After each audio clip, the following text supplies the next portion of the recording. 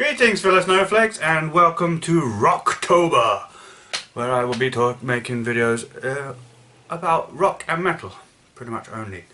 I'm going to start by doing my top 100 metal and hard rock albums, and there's going to be another one on rock that's not metal as well, another top 100. First, the rules. There have to be albums that I have in entirety or have had in entirety. It's not enough to have listened to them on Spotify or whatever. It's not enough to have most of the big tracks off the album on some compilation somewhere. No, I have to own the entire album or have owned the entire album, even if I don't have it anymore. So at some point in my life I had the entire album in my possession. Thus I would have listened to it a few times, not just once on Spotify or something. So that's firstly the thing. And no live albums, no compilations, just studio albums. Yeah, it's unfortunate in a way. There are certainly albums where, classic albums, where I know a lot of the songs off them on some compilation I have of the band, but nevertheless I can't include that on the list.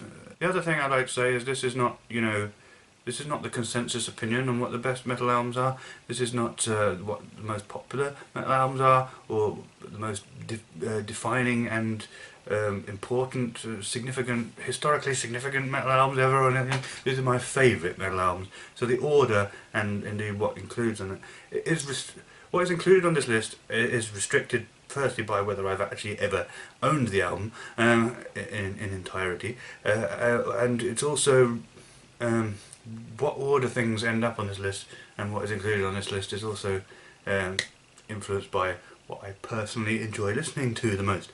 The other thing I need to talk about is what is included in the category of metal and hard rock and what isn't. I am generally quite kind of like, if it's part of the wider metal subculture, it's included. So there is new metal on this list, there is hard rock on this list, although I'll come to that in a minute, because where hard rock ends and just rock begins is a bit of a... people have different opinions on that. I include new metal, yes, because it's part of the heavy metal subculture. So I'm not purist about this. Anything that's basically part of the metal subculture in some way, shape or form is included. However, there's no punk. And also grunge, because punk is its own thing, and hardcore punk is its own thing.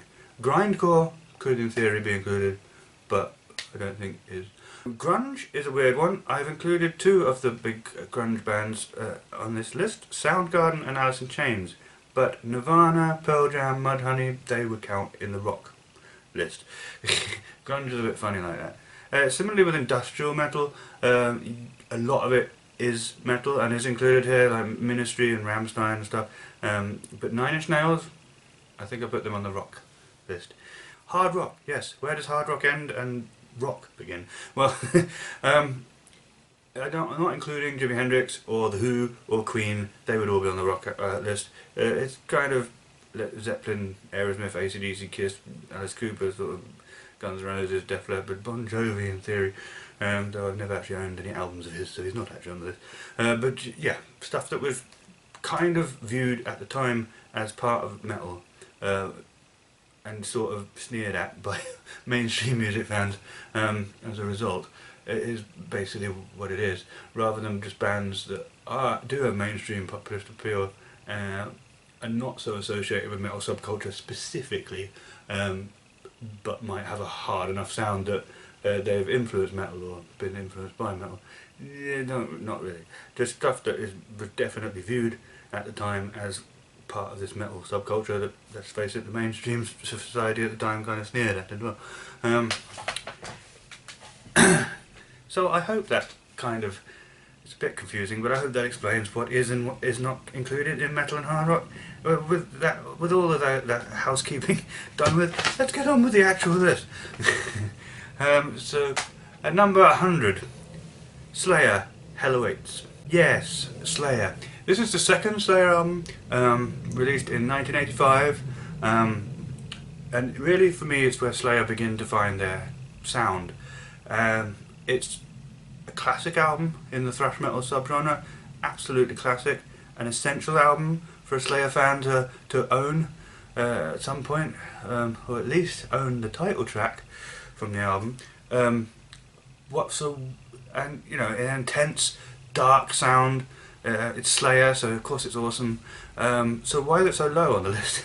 Well, the thing is, the title track at the beginning, which is amazing, is and a couple of other tracks on the album, Necrophiliac and Hardening of the Arteries, they're awesome, awesome, and classic Slayer. And every Slayer fan should own those tracks. But the rest of the album for me is just kind of like, it's okay, it's Slayer, so it's good, but yeah, it's not. For me, it's a bit of a patchy album. Now, Show No Mercy is not on this list. I've never owned the album, but in any case, I don't think it would be, because I don't like it as much as Hell Awaits. From what I've heard, a lot of people love Show No Mercy, the debut album of Slayer, but for me, Hell Awaits is more of the Slayer sound. But yeah, they're not at their absolute best yet. That would come with their next album.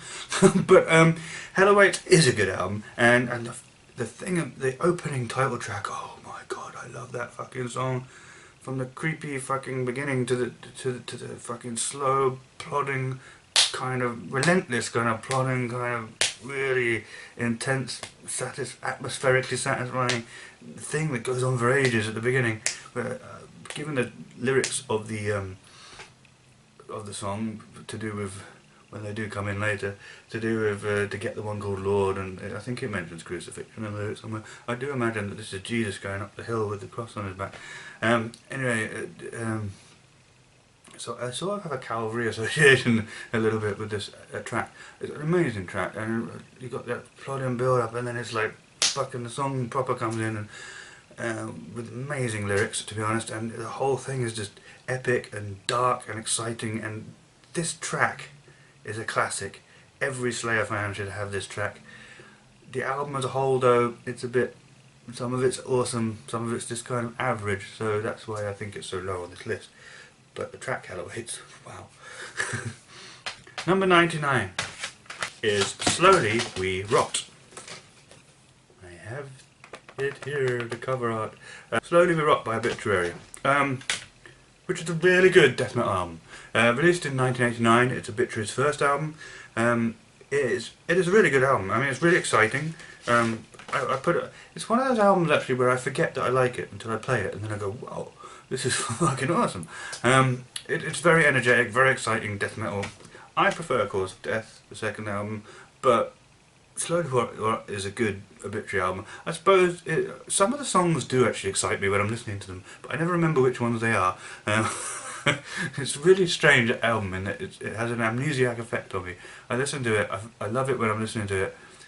At first I'm not so keen on it, but when it builds, by the end of it I'm like, this is fucking amazing. I'm a bit disappointed that it's finished. But then afterwards I just completely forget how it sounds or what any of the songs are like, so it's weird like that. So none of the individual tracks are particularly like meant anything to me. I suppose that's why it's so low on this list, but no doubt about it, it's a rollicking, exciting death metal album from the early days of death metal. I prefer early death metal.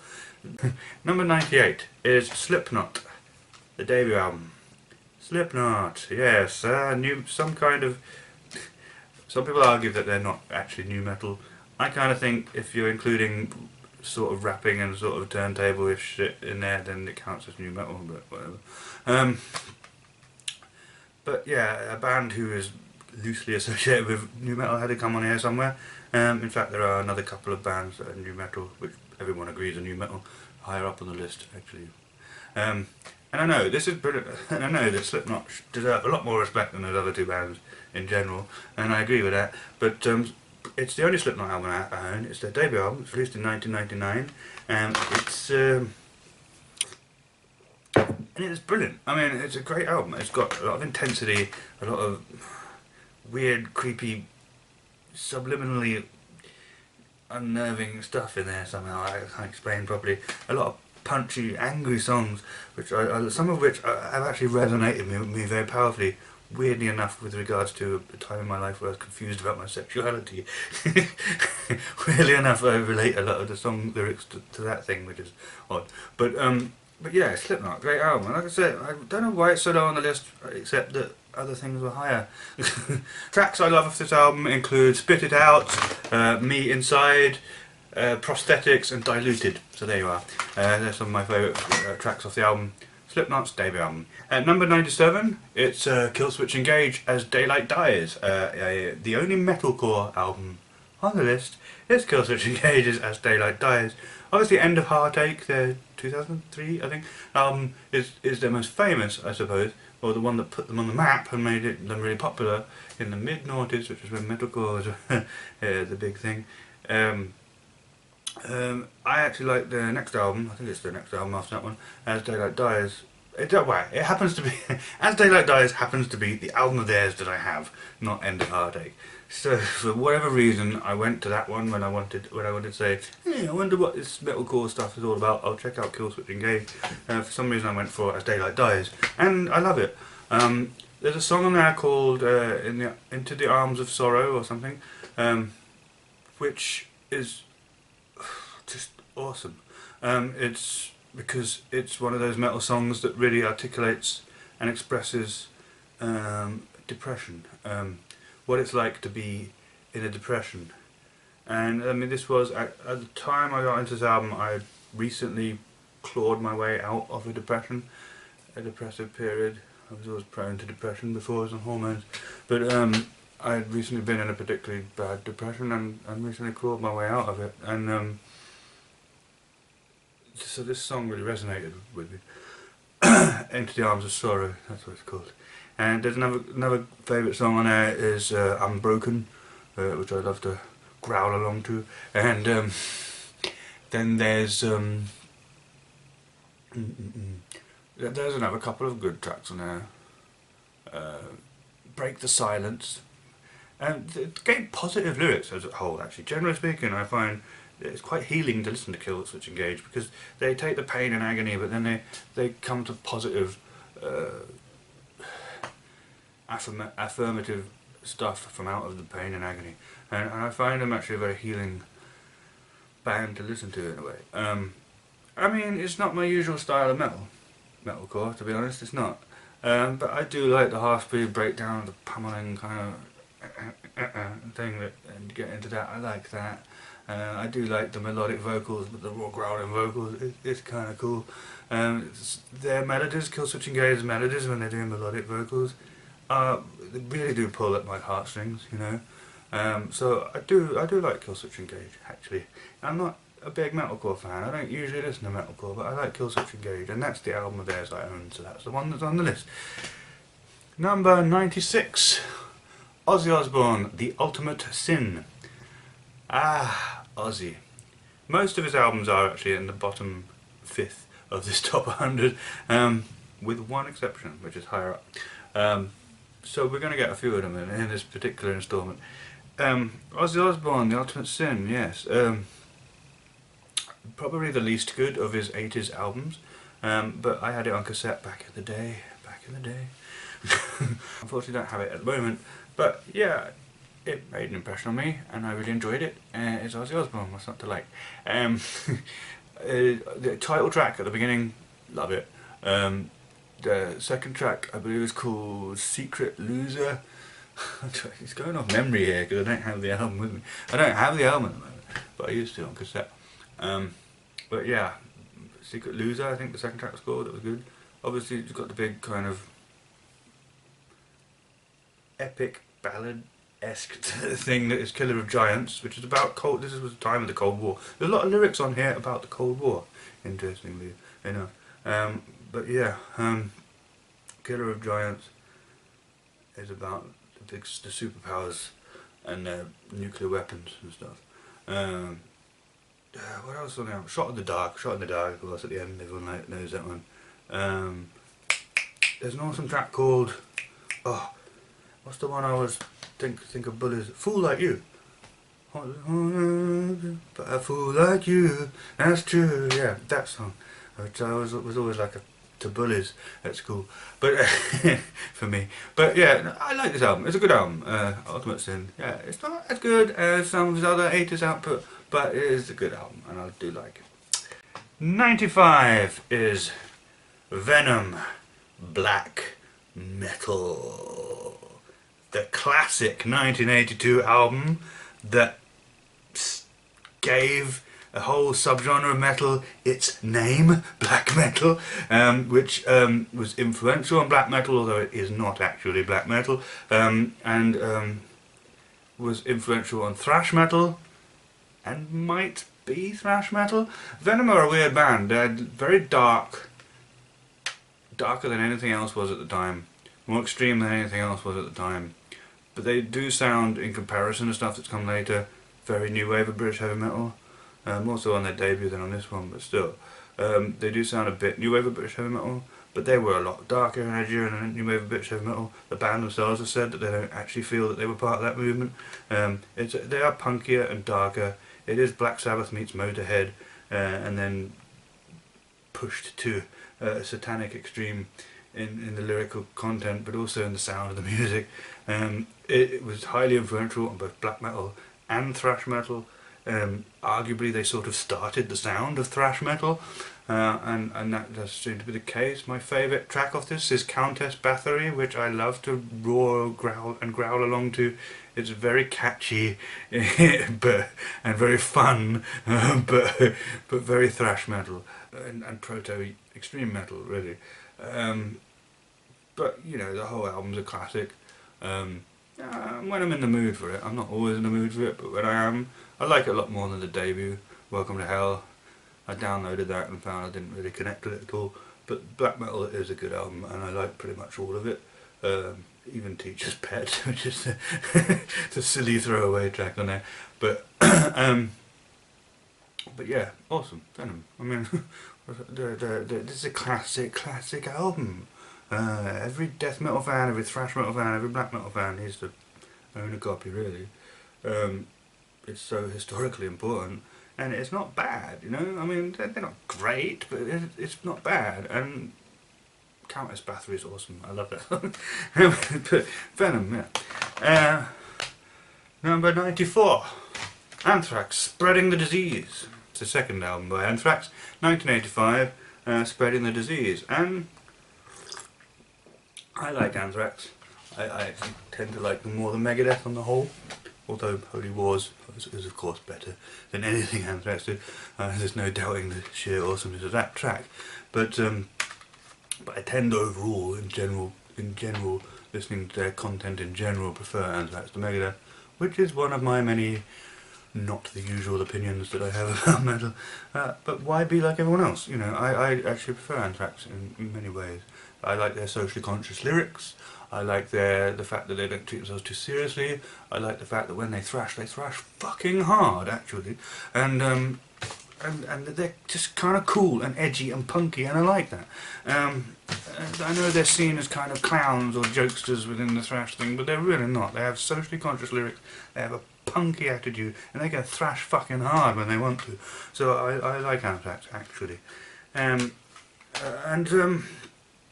This is like my second favourite Anthrax album. It's obvious what the first one is to anyone who knows about which Anthrax albums are the best albums. But this is my second favourite of theirs, and it's a bit. It's not a very polished album. It's a bit. There are places where the quality control does drop off a little bit, but generally speaking, it's a solid album. And it's a thrash album, and you know, if you don't like their jokey elements, this is kind of before they had any of those. Well, no, there's some jokey elements, listen to Gung Ho, but you know, it's a straight thrash album. There's no compromising on the thrashness of it. It's a basic, solidly good thrash album. It's not great all the time, but it's good, and there's a lot of good songs on here. I mean, Madhouse, AIR, Armed and Dangerous, Medusa. I love Medusa, but then I love Greek mythology. So, 93, Babymetal, Metal Resistance, and I do actually have it on CD. Yeah, I might get some flack for this. People don't like Babymetal sometimes because they're manufactured and gimmicky, and because they mix metal with pop and occasionally EDM elements. And yeah, metal purists don't like it, and a lot of people don't like the idea of a manufactured metal band, which I understand. But as manufactured bands go, they're very fun to listen to. And don't seem at all shallow or trite. They actually seem borderline avant-garde, almost experimental in just the way the different styles have been blended. If it's a manufactured product, it's a very interesting manufactured product, and worth checking out. I like Babymetal. I find it very exciting. I find anything new exciting, unless it really does suck. But I tend to get bored of the same thing all the time, so I do like new things. I like a lot of different genres of music, so I sort of like it when stuff gets bunged together, especially when it's so things that are so unlike each other that when you put them together, it's weird, it's innovative, as I said, borderline avant-garde, to do that in the first place. And the girls, they're cute. They're cute, you know, and I don't mean that in a sexual way necessarily, I mean that in, like, kind of, aren't they adorable kind of way? They are adorable. And they seem to have fun, and they seem to like metal. And it might just be a gimmick, it might be fake, you know, but they seem to like what they do, and they seem pretty good at what they do, and it's actually quite an enjoyable, fun album. I mean, it sort of falls flat in the middle, but I find Karate is brilliant. I think it's Awadama Fever, it might be Yava, but there's one of them as well which is not only fun to listen to but has like drum and bass beats. You're like, oh. Let me explain first of all why I love the idea of metal mixed with like female sung pop, you know, girly pop music. I was a heavy metal fan in my teens. I hated pop music and I was into metal. I had a lot of negative emotions going on, depression, a lot of anger and frustration, and I didn't understand where all of it came from, and metal helped me channel it and work through it and express it in quite a cathartic, healing way. And this is why metal is very important to a lot of metalheads actually. It's often a similar story as to why metal is important. Over the years, and through many different going down many different blind alleys sort of thing, and trying to figure out what the hell was wrong with me, and why I felt sort of shit all the time. Various spiritual avenues, various drug taking avenues, various questioning my various sex and gender related avenues. I finally figured out what it was in the end when it came to realising that I was transgender. As I've grown into the understanding of my transgender nature, so I've grown to love female-fronted pop music for its high energy, positive, affirmative message and music, but also, and perhaps most importantly, and yet allowing you to express some of the sadness you felt like in your personal relationships and stuff. Yeah. But anyway, perhaps one of the most important ways in which it resonated with me is that I can express the feminine aspect of my nature by singing along with these women in their lyrics, and I like the cheesiness of it as well. It allows me to feel like a little girl. So especially I suppose with this sort of thing where it's actually young teenage girls singing it as well. Yeah. So to have the two things blended together in this way is particularly affirming and nice for me. And I know it's manufactured. I know it's cheap, it's cheesy and it's gimmicky and everything, but it's fun and it's different. And Karate is a good song. Awadama Fever, I think it is, that has kind of drum and bass breakbeats in there as well. Just when you're blown away by the mixture of girly pop with metal, you get drum and bass thrown in as well. There's a really cool track towards the end,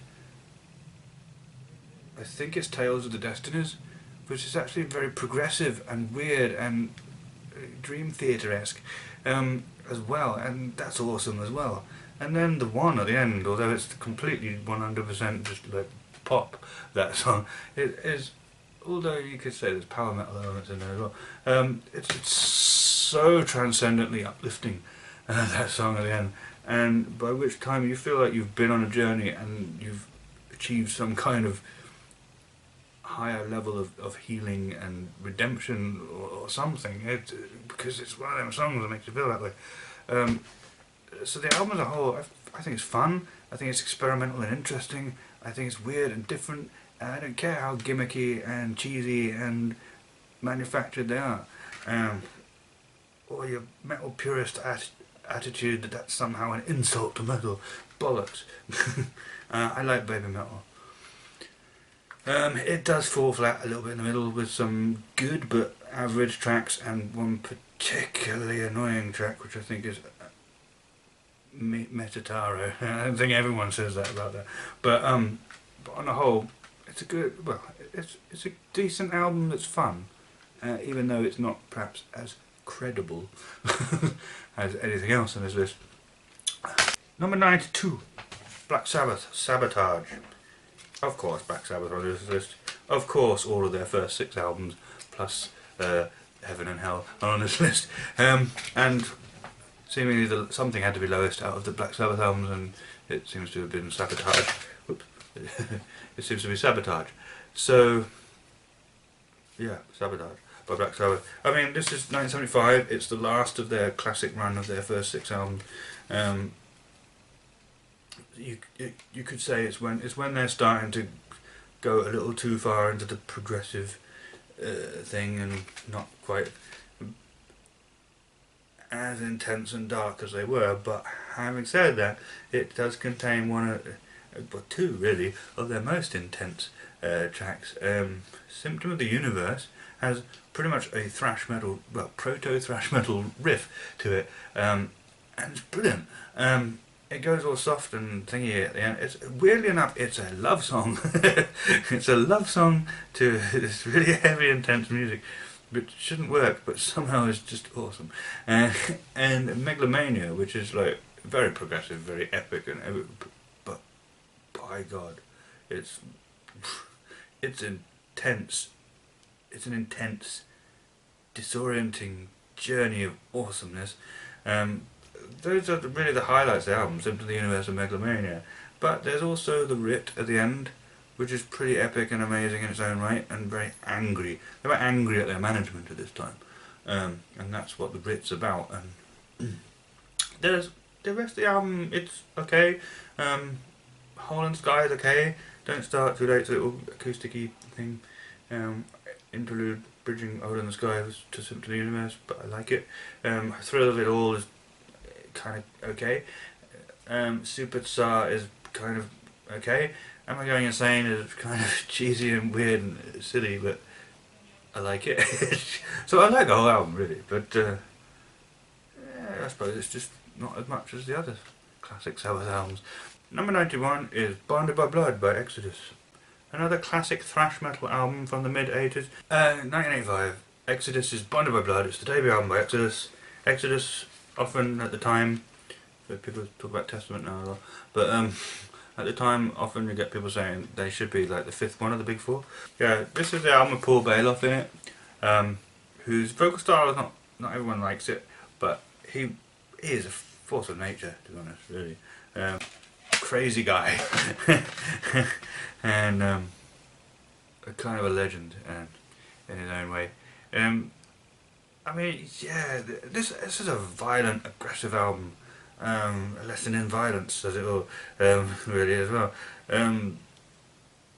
But it's good thrash metal. I mean, it's good basic thrash metal, and Then There Were None, Bonded by Blood. These are tracks I use to demonstrate what thrash metal sounds like, a lot, because you know, Megadeth have like a lot of intricate guitar work. They're quite technical.